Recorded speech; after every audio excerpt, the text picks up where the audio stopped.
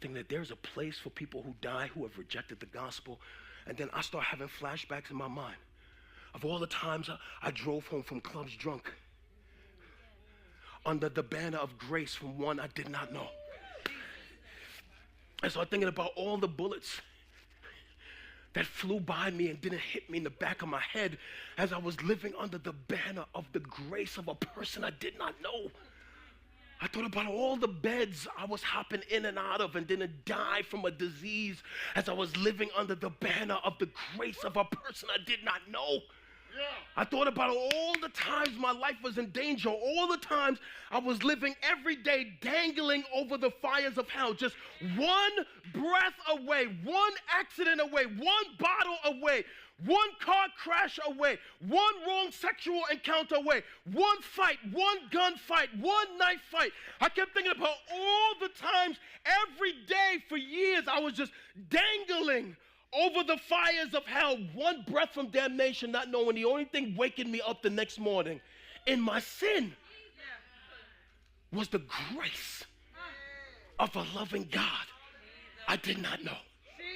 As every morning I woke up in sin, I was dangling over the fires of eternal damnation. If I would have died before November 2003, I would be eternally separated from God. To this day, crying for my family not to come here. And the only thing waking me up the next morning while I was still ratchet and in my sin was the grace of a God that was keeping me, who I did not know. And the more I look back over the grace that was keeping me in my sin, the more I thought about what Jesus did on the cross.